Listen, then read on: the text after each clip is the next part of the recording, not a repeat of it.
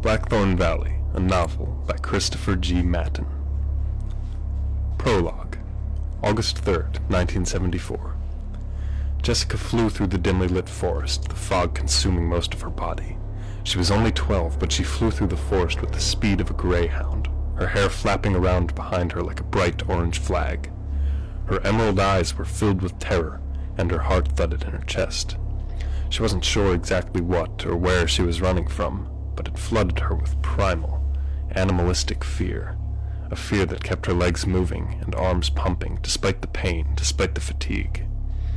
There was a deep, rumbling growl emanating from somewhere in the darkness behind her, followed by a deep, inhuman laugh. Jessica's heart exploded in her chest, and she doubled her speed. She could not remember where she had come from, nor could she remember what she was running from. In fact, she could remember nothing, not her birthday, not her last name, not any family information. She knew only two things. Her name was Jessica, and she was in danger. She tripped over a branch, but quickly regained her footing. Up ahead, she thought she could see a break in the trees, though in the darkness of night, she couldn't tell. Thousands of stars that scattered the sky did little to illuminate the ground before her. Jessica reached the break in the trees. Before her lay the long, freshly cut field that stretched several acres before reaching a road.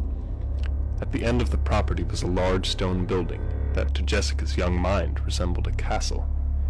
She stumbled through the night towards the large building, not looking back once, and collapsed on the porch, in front of one of several doors. Weakly, she reached up for the door and slammed her fists against it, trying to cry out for help.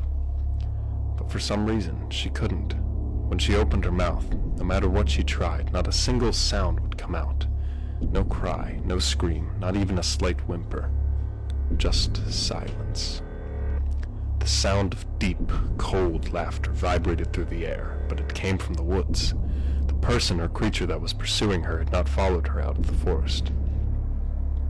The door swung open, revealing a young nun with a soft, pretty face and kind blue eyes. A tuft of curly brown hair stuck out from her black and white hood. She had a concerned look on her face, and she poked her head out into the night, looking around. Despite the knowledge that her pursuer had not followed her to the building, Jessica felt a burst of fear consume her. She didn't want the nice woman to be taken away, to be killed. She scrambled up the woman like a squirrel and was carried inside. The room they entered into was a large cafeteria. The air inside was cool, stark contrast to the hot summer air outside. The sister placed Jessica on the surface of the table and examined her for any injuries. "My name is Sister Roseanne, or Sister Rose," she said. "Who are you?" Jessica tried to speak, but no words came out. She tried harder and harder, but eventually gave up and made a writing motion.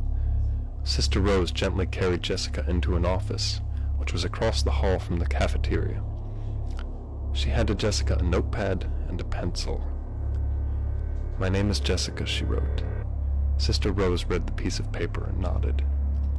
"Where are your parents, Jessica?" she asked kindly. "Dead," Jessica wrote. Sister Rose's face grew sad.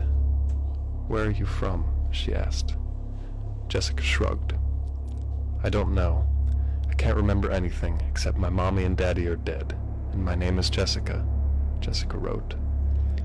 Sister Rose looked at her sadly and then scooped her up. "We'll figure out what to do with you tomorrow," she said. "You're safe now, Jessica."